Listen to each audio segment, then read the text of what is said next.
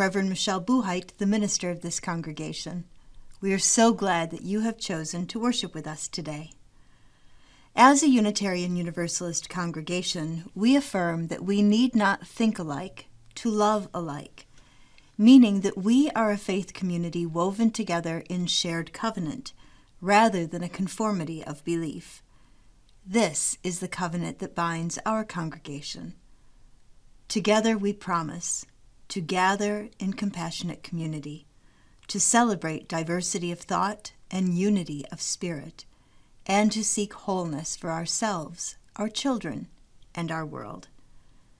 If this sounds like the kind of community you've been looking for, check out our website, uuamherst.org, and get to know us better. We begin our worship together by lighting the flaming chalice, the symbol of Unitarian Universalism that embodies the light of reason and the search for truth and meaning, the warmth of community, and the fire of our commitment to bring more justice and compassion to a hurting world. If you have a chalice or a simple candle at home, please prepare to light it as we light our shared chalice. We gather this hour as people of faith, with joys and sorrows, gifts and needs. We light this beacon of hope, sign of our quest for truth and meaning, in celebration of the life we share together.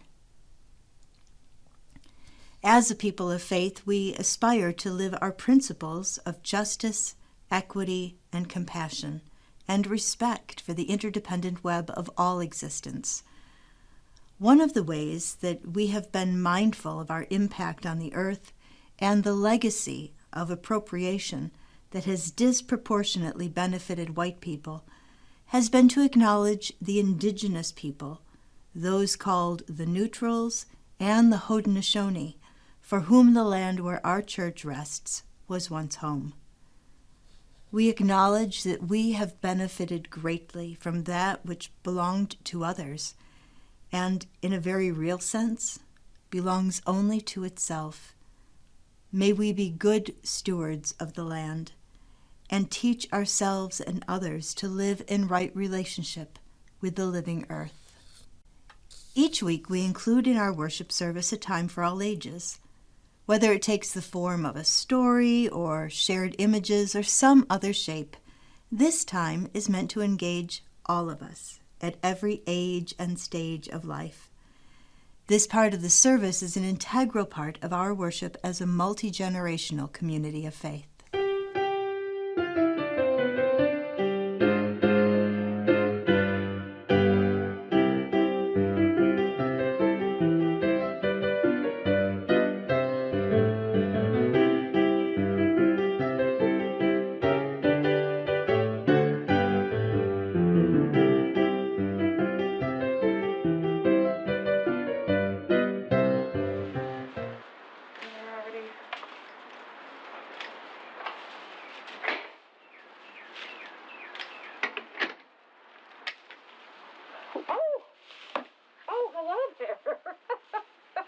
You caught me by surprise. I'm Miss Green Jeans. Oh. You're always catching me by surprise, and you're so welcoming, and you let me help here.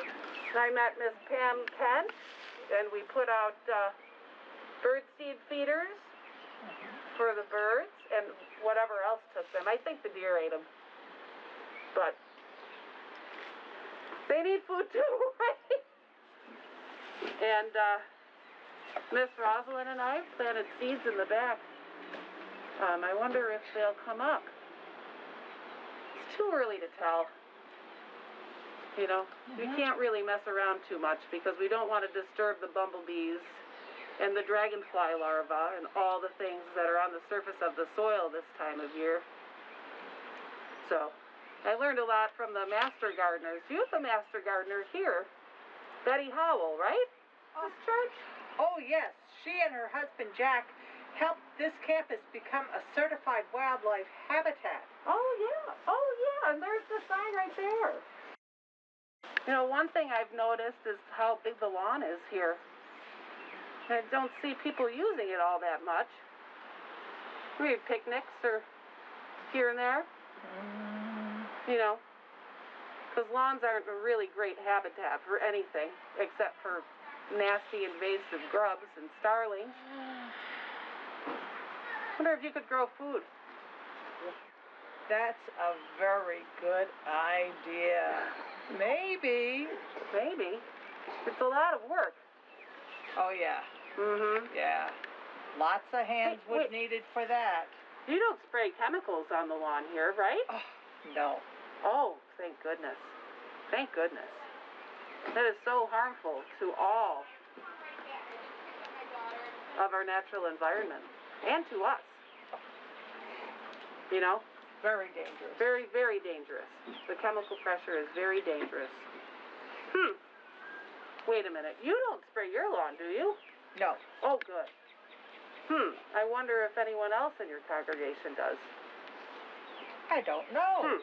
I wonder. I know. Oh, I know. I have another idea.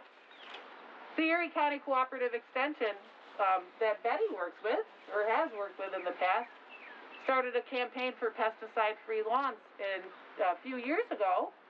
And you sign a pledge to be pesticide-free, and they give you a home for a gnome sign. And you put it out on your front lawn as a testament to your commitment to be friends with nature. And that you really do represent a commitment to a resilient future for the whole community of life. That's what you call the interdependent web of all existence. Absolutely. Isn't that right? Absolutely.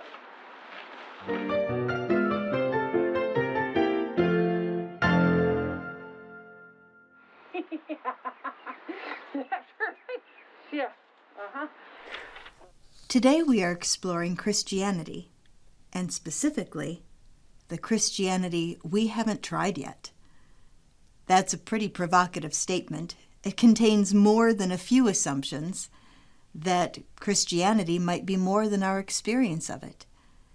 That as a culture, we have been shaped by one form of Christianity, and that as Unitarian Universalists, we should care. Many of us came to Unitarian Universalism having intentionally left Christianity, whether that was Catholicism or one of the many Protestant denominations. And there are others among us who still embrace the life and teachings of Jesus within the context of Unitarian Universalism. Wherever you are on the broad spectrum of Christian appreciation or affiliation, today's service might just rock your world. Exploring the possibilities has certainly rocked mine. To set the proper tone, we begin with words from Brian D Mclaren, an author, activist, and public theologian. According to his website, a former college English teacher and pastor, he is a passionate and advocate for a new kind of Christianity, just, generous, and working with people of all faiths for the common good. He is the author of the recently released Faith After Doubt, which Director of Faith Development Angela Warren and myself are both reading. We begin our worship with these opening words. There are two kinds of Christianity, along with two kinds of Islam, Judaism, and every other religion, and non-religion too. One of social control and one of social transformation. One to hold people down, one to lift them up. One an opiate to pacify people into compliance. The other a stimulant to empower people to imagine a better world, a better future, a better life, giving them the courage to live in peaceful defiance of violent, corrupt, and greedy powers that be. Neither kind is perfect, and both kinds contain good and sincere people. But if those who use God and religion for social control are left to define faith, the religion they define will be a false one, an ugly one, an idolatrous one.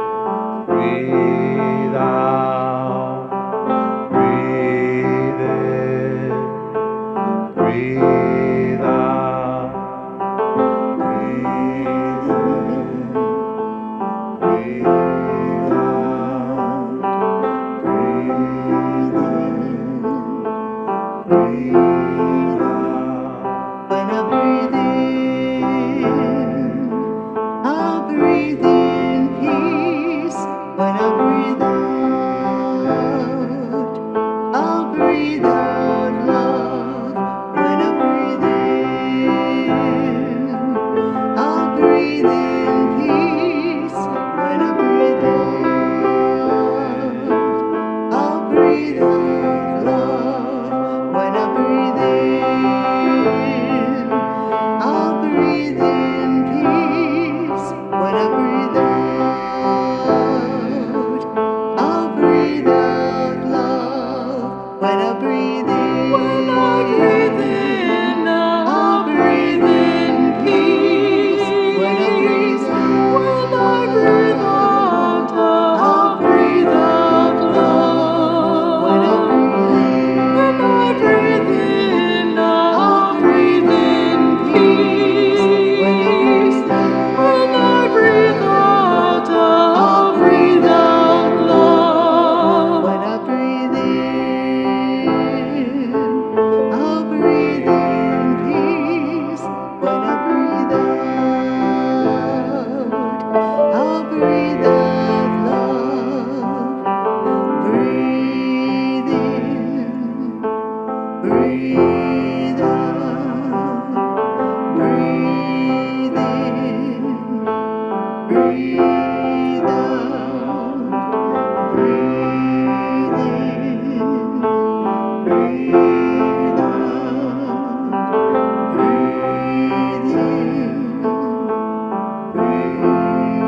out. This week, you may have received a video message from Reverend Michelle.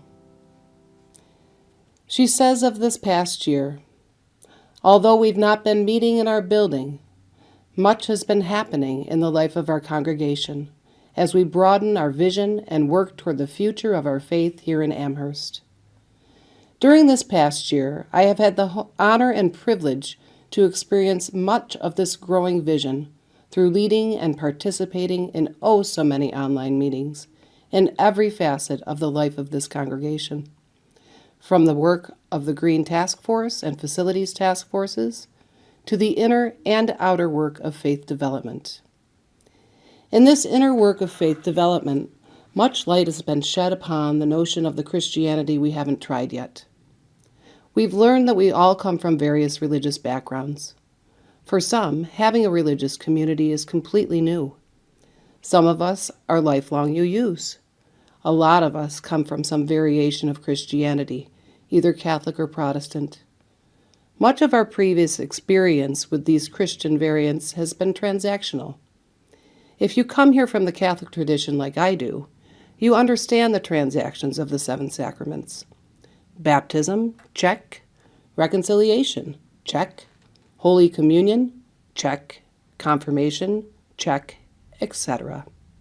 It seems we were concentrating on the checkbox at the end, the what, instead of the sacred inner transformation that would ready us for the sacrament, the why. Not understanding the why may have left us bewildered and unfulfilled, wondering what's next, other than the final transaction of last rites. I'm not waiting around for that. Preparing, maybe, but not waiting. Today's Unitarian Universalism reaches far beyond preparation for salvation in the afterlife. In fact, we have permission to reject the notion of an afterlife and instead seek the sacred in this life. Rather than wait to be saved, we can be a part of the salvation of our planet, as our church covenant states, seeking wholeness for ourselves, our church, and our world. We speak sometimes of reclaiming words from our leftover religious backgrounds.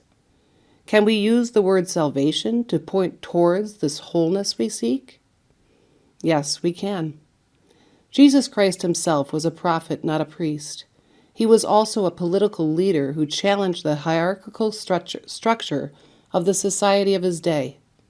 He associated with the untouchables, those on the fringe, the lepers, harlots, and thieves. His closest disciples were challenged by his methods because his teachings were so countercultural. He spoke in parables and obtusities, stories. His message was a message of peace and of love, not a to-do list. In this religious community of seekers, we are guided by principles, not creed. We focus on growth itself, not on a perfect end product.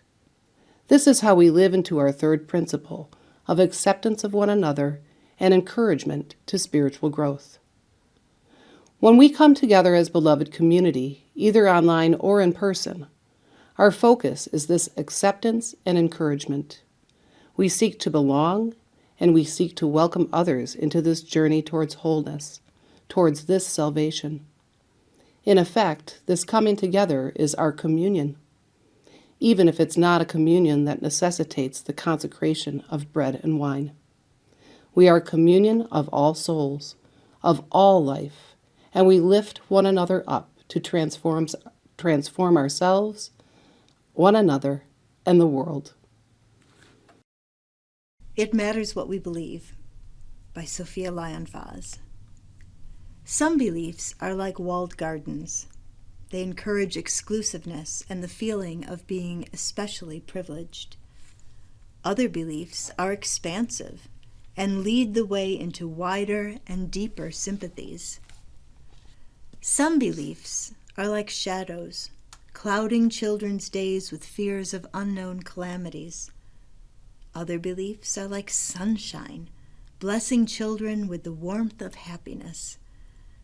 Some beliefs are divisive, separating the saved from the unsaved, friends from enemies.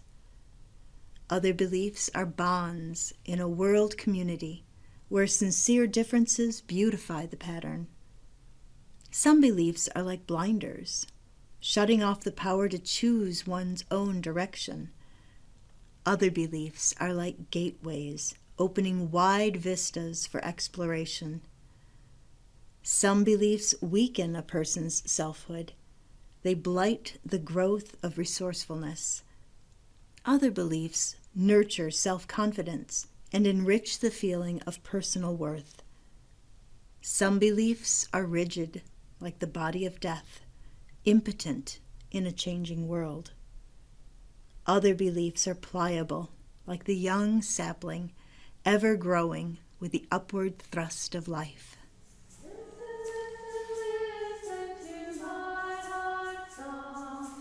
Listen, listen, listen to my heart song. Listen, listen, listen to my heart song. I will never forget you. I will never forsake you. I will never forget you. I will never forsake you. Listen, listen, listen to my heart song. Listen, listen, listen to my heart song. I will never forget you. I will never forsake you. I will never forget you. I will never forsake you. Listen, listen, listen to my heart song.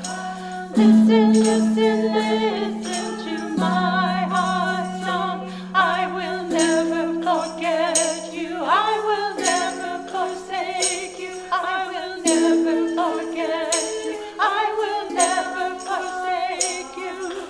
Listen, listen, listen to my heart song. Listen, listen, listen to my heart song. I will never forget you. I will never forsake you. I will never forget you. I will never forsake you.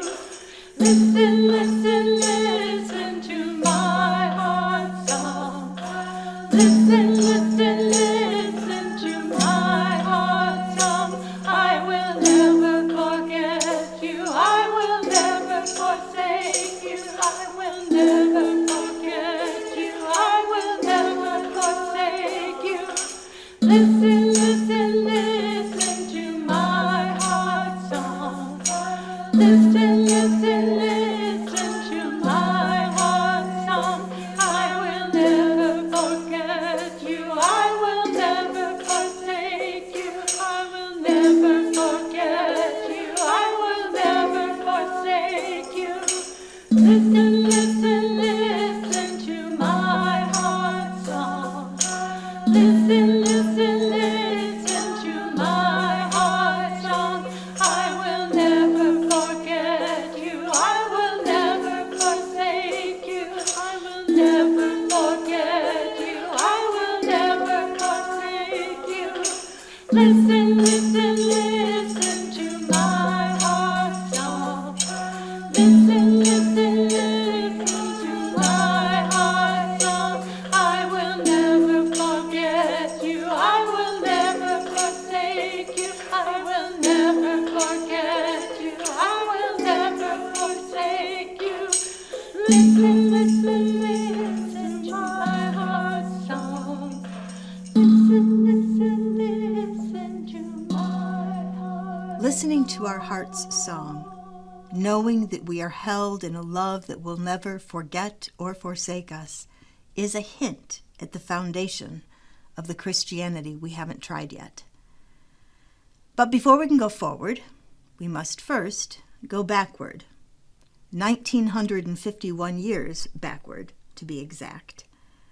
We need to go back to some of the earliest written documents of the early Christian movement, documents that were unearthed at Nag Hammadi, as well as the Dead Sea Scrolls and other archaeological treasures that shine a light on the earliest Christianities.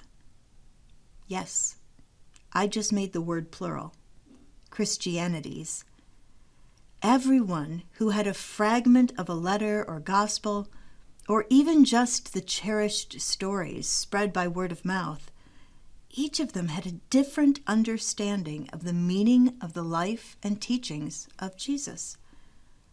Much of what we have come to know of Christianity came from the writings of Paul, which, although these are some of the earliest documents, they come from someone who didn't actually live at the same time as Jesus. Even if your biblical knowledge is sketchy, you can probably name the 4 Gospels as those written by Matthew, Mark, Luke, and John. But did you know that some 36 accounts of Jesus' life and teachings now survive from the early centuries of Christianity? There are others that have been lost or destroyed, but we know they existed because they are referenced or quoted in the accounts we do have. We have texts and fragments from the Gospels of Thomas and Philip, as well as the Gospel of Truth and the Gospel of Mary Magdalene. And then there are the Gospels written by the early Christian communities, the Gospel of the Nazarenes, the Gospel of the Ebionites, and the Gospel of the Hebrews. Marcion's Gospel taught that there was a false God, the creator of the world, and a true God who sent Jesus to redeem people from the false God. In addition to these various Gospels that focused on Jesus' life and teachings, there were many more stories and letters written about and for the early Christian communities, some of which lifted up the role of women, granting them the power to baptize and preach. If you've read the letters attributed to Paul that made it into the canon, the approved collection that became the Christian Bible at the Council of Nicaea in 325 of the Common Era, you know that women did not make the grade. We are to be silent, subservient, and modest. I will note that there were no women present at the Council of Nicaea to advocate for an orthodoxy that included them and the many contributions they brought to this nascent faith. Surprise, surprise. Are you beginning to get a sense for some of the things we may have missed out on by only being offered a Christianity that, in the words of D Mclaren, is one based in social control rather than social transformation, one that holds people down rather than lifting them up? Let me be clear. I am not saying that Christians are not good and sincere people. I am asking how the past 2,000 years may have played out differently had we been offered a Christianity that has been systemically and systematically suppressed. Perhaps you are dubious that anything would be different. I don't blame you. We've only known one carefully packaged brand, even with its many differences in doctrine and practices. So let's hold hands and step into the uncharted territory as we consider the Christianity we haven't tried yet. I am deeply indebted to Megan Watterson and her book, Mary Magdalene Revealed, the First Apostle, Her Feminist Gospel, and the Christianity We Haven't Tried Yet, where these forgotten texts are given voice in an engaging and compelling manner. Let's start with sin as a foundational aspect of the Christianity that infuses Western civilization. The heart of the Christian story is that humanity is inherently sinful and separated from God, and that Jesus came to be the sacrifice for that sin, to reconcile us to God. Yet in the Gospel of Mary we read, "Then Peter said to him, 'You have been explaining every topic to us. Tell us one more thing. What is the sin of the world?' The Savior replied, 'There is no such thing as sin. Rather, you yourselves are what produces sin when you act in accordance with the nature of adultery, which is called sin. For this reason, the good came among you, pursuing the good which belongs to every nature.'" No sin? Yes, we miss the mark, which is the definition of sin. We try and fail and try again. But no inherent stain that makes us repulsive to God, or as the Gospel of Mary says, the good. There is nothing inherently sinful about being human. Megan Watterson writes, "Being human isn't a punishment or something we need to endure or transcend. Being human is the whole point. We are this body, yes, and all the raging humanity it demands. And also, we are this soul, both. Sin in Mary's Gospel is not about a long list of moral and religious laws. It's not about wrong action. Sin is simply forgetting the truth and reality of the soul, and then acting from that forgetful state. Sin is when we believe we are only this body, these insatiable needs. Sin is an adultery or an illegitimate mixing, a mistaking of the ego for the true self, rather than remembering that the true self is the soul.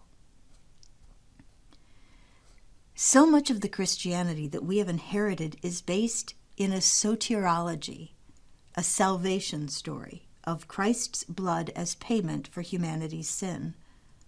But that's simply not the case in the Gospels and other writings that were suppressed and destroyed.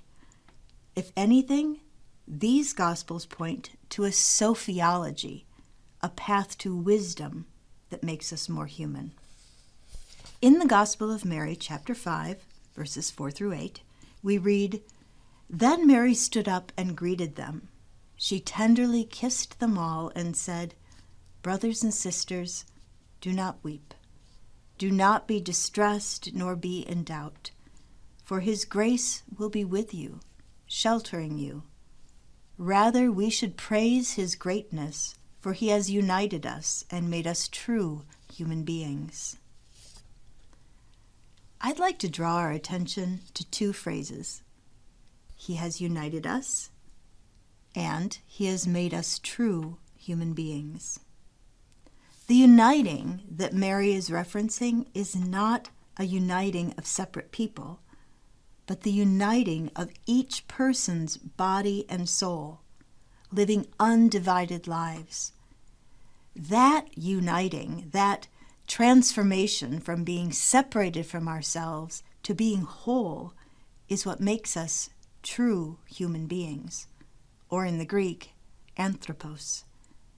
Christ did not come to demonstrate an integrated life that only he could live, but to show the way for all of us to live undivided lives, not by believing in him, but by living as he lived. As Hal Taussig writes in his commentary on the Gospel of Mary in his Anew New Testament, at the heart of the Gospel of Mary is a throbbing enthusiasm for becoming a true human being. For this ancient gospel, Jesus is the Savior because he teaches people how to welcome true humanity into themselves. The focus of his teachings is on being real human beings. The good news is not in escaping one's human identity, but in embracing it. Can you see how I find this message so compelling as a Unitarian Universalist? Both halves of our faith family began as doctrinal statements about Christianity, early Christianity, and both were condemned as heresies and driven underground for centuries. Even when they reemerged in the 16th century, the insistence was on living good lives in the here and now, becoming more fully human and compassionate. Finally, in the first half of the 20th century, the World Council of Churches declared that both Unitarianism and Universalism were no longer Christian enough to qualify for membership.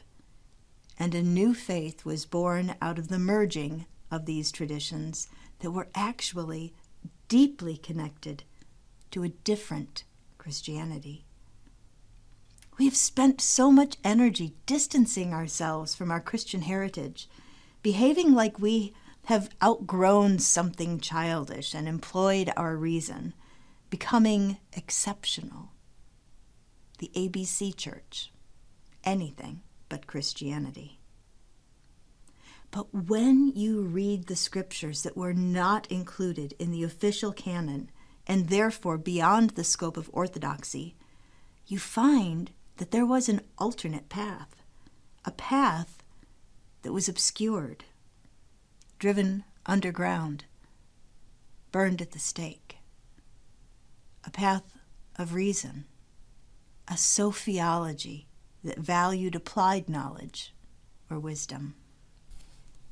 Mary 7:1-4 states, "She said, I saw the Lord in a vision, and I said to him, Lord, I saw you today in a vision. He answered me, How wonderful you are for not wavering at seeing me. For where the mind is, there is the treasure." Megan Watterson writes, "The concept of mind in Greek includes the heart. It was never separated from it. This is pre-Descartes. This is before there was an idea that such a division could occur in the body, that we could be a mind devoid of a heart. The nous, or soul, is the property of the heart, not the mind as we understand mind in the Western world. The heart, according to Near Eastern wisdom traditions, is an organ of spiritual perception. Merging with the nous, becoming conscious of it within the heart and seeing with its vision, this is the goal of the process of inner transformation that the Gospel of Mary relates Christ underwent, and that we can all undergo as well. The Christianity we haven't tried yet is transformative, not transactional. The Christ we find in the Gospels of Thomas, Philip, and Mary teaches a path to unity, to oneness, and undivided life. In this understanding, the crucifixion is not a transaction of a blood payment on behalf of humanity, but a willingness to live so undivided that even if it means dying at the hands of those who find this spaciousness to be too threatening to the established social order, one remains true to that inner wholeness. There is so much to learn, and there is so much to unlearn. As the Gospel of Mary states, we should clothe ourselves with the perfect human, acquire it for ourselves as he commanded us, and announce the good news. We have good news, whether we call it Unitarian Universalism or even if we call it the Christianity we haven't tried yet, we have good news. It is possible to live an undivided life. Christ is one example among teachers throughout the ages. It is not so important which teacher calls to you. It is important that we open our hearts and minds, our bodies and souls to the possibility of living an undivided life, a life of compassion and justice-making, a life that is so authentic and countercultural that it just might upset someone, a life that is so authentic and countercultural that others will want what we have and that what we freely share. I close with the prayer of thanksgiving found in the documents at Nag Hammadi, dated through word usage and sentence structure to sometime between the 1st and 3rd centuries of the Common Era. This is the prayer they said. We give thanks to you. Every life and heart stretches toward you, O name untroubled, honored with the name of God, praised with the name of Father. To everyone and everything comes the kindness of the Father, and love and desire. And if there is a sweet and simple teaching, it gifts us mind, word, and knowledge. Mind, that we might understand you. Word, that we may interpret you. Knowledge, that we may know you. We rejoice and are enlightened by your knowledge. We rejoice that you have taught us about yourself. We rejoice that in the body you have made us divine through our knowledge. The thanksgiving of the human who reaches you is this alone, that we know you. We have known you, O light of mind. O light of life, we have known you.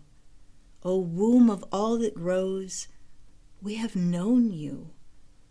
O womb pregnant with the nature of the Father, we have known you. O never-ending endurance of the Father who gives birth, so we worship your goodness. One wish we ask. We wish to be protected in knowledge. One protection we desire, that we not stumble in this life.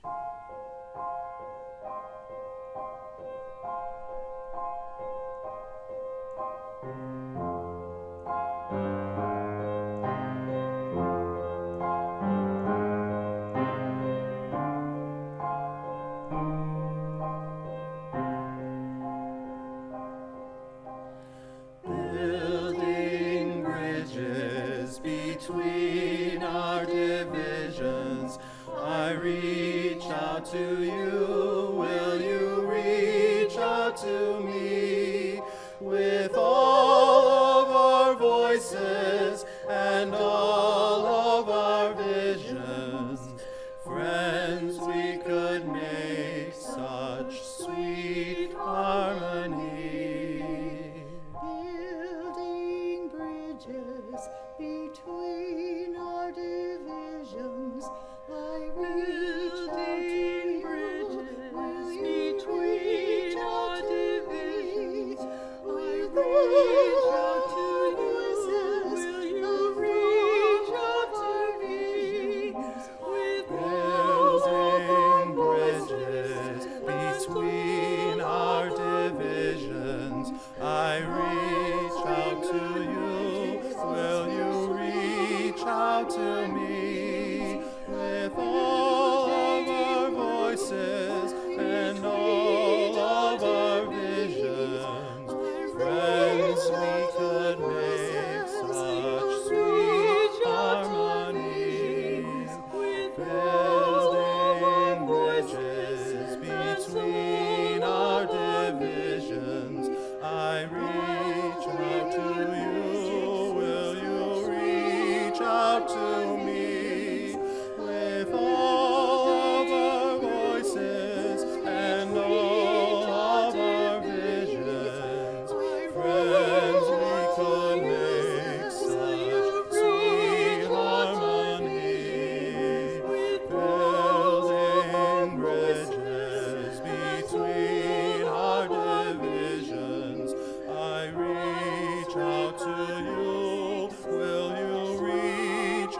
to meet with all of our voices and all of our visions. Friends, we could make such sweet harmony.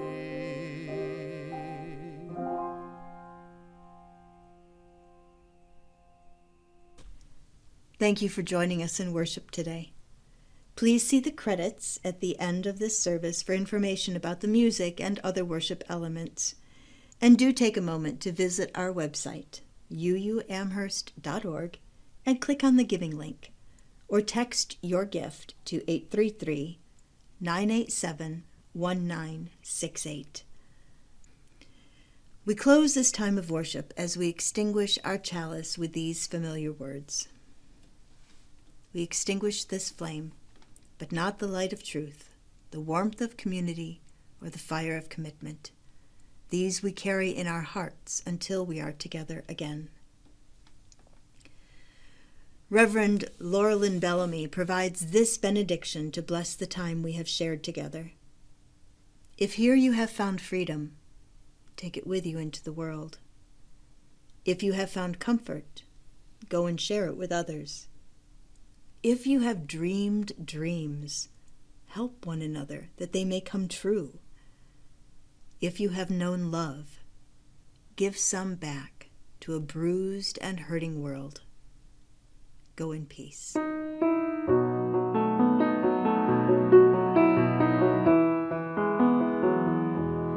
Try